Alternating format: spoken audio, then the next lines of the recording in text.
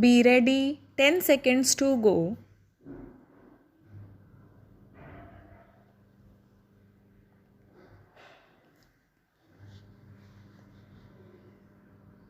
Start. Some honorable members are perhaps not well acquainted with the development of the Congress outlook on the subject of linguistic provinces. Undoubtedly, in the 20s, we were strongly in favor of all work being done in the language of the area in order to enable the local people to play their part. In so far as the importance of the language in doing work is concerned, we hold to the same principle. But let us not mix up two things, namely the importance of the development of a language and linguistic boundaries. The two are not the same thing.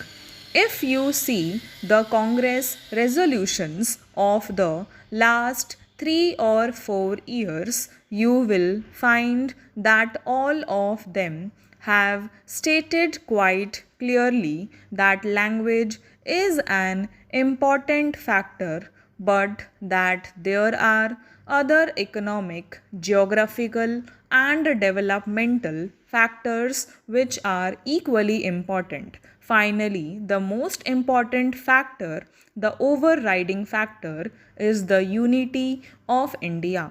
That is what the Congress has been saying all along. Now, seeing all that has happened since the publication of the SRC report, naturally and even more than previously, our thoughts have gone towards laying a greater stress on the unifying factors. We have been discussing the 5 year plan and thinking more and more in economic and developmental terms. Take Bengal and Bihar. The area between Bengal and Bihar is the richest industrial area of India, and no doubt in a few years' time it will grow into the most heavily industrialized area. For developmental reasons, it was of very great advantage to Bihar and Bengal to work that area jointly. We have had enough experience in the last 5 years of small matters being delayed because two governments had to deal with them and pulled in two different directions. I am merely pointing out that in this case there were valid reasons. Everywhere you will find that the economic approach has now to be considered much more than previously, always making sure that the language approach is also there, not as a boundary but for the purpose of doing work in that language and seeing that the cultural aspect of language is always encouraged. Occasionally, it may be that two languages overlap. Suppose Bengal and Bihar form a union. Nothing will happen to the Bengali language or to the work done in Bengali. Nothing will happen to the Hindu there. I wish to say something about Bombay. It is quite wrong for us to go about censuring any community or group for what has happened. That is a wrong approach.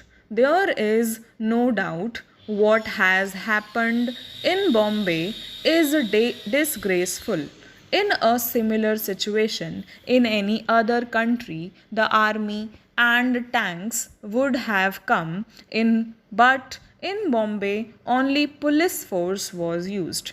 Bombay has been a tragedy for all of us, but recrimination does not help. I think I should mention just one thing which should be borne in mind by all of us, namely the trend towards violence. The most important thing now is to calm and soothe the people, to get rid of this bitterness as much as possible. I do not know how some people have been saying that in my broadcast about states reorganization, I have used the words irrevocable decisions. I have looked through my broadcast and it is not there. In a democratic structure of government, there is nothing irrevocable. We can sit down and consider any matter at any time. The point is that we must have the atmosphere to do it. We cannot do it if people beat one another and quarrel. We must calm down. It is obvious that no decision about Bombay is a happy decision which is looked upon by a large section of the people as an imposition on them. If the Gujaratis or the Maharashtrians feel imposed upon, it is not a happy decision. They, as well as others, have to live together in Bombay. Unfortunately, a situation has been created which makes a cool approach to the problem difficult. Let us cool down and become normal and then realize the fact that there is no question of one group dominating over another. Some people say that a few capitalists in Bombay wanted this to be done and that not to be done. I really do not understand this. For my part, I can say that in the whole course of my conversations, I did not meet a single capitalist from Bombay, though they presented a memorandum which I saw. You can take it from me, you know it well enough that the capitalists in Bombay or elsewhere will probably be able to function under any conditions. There has been another proposal for judicial inquiry in regard to Bombay. My reaction is that whenever there is trouble, generally there should be an inquiry. But I must say that my mind is rather confused when I think of an inquiry into the Bombay occurrences. It will be a tremendous inquiry which will last for ages all along. Stop.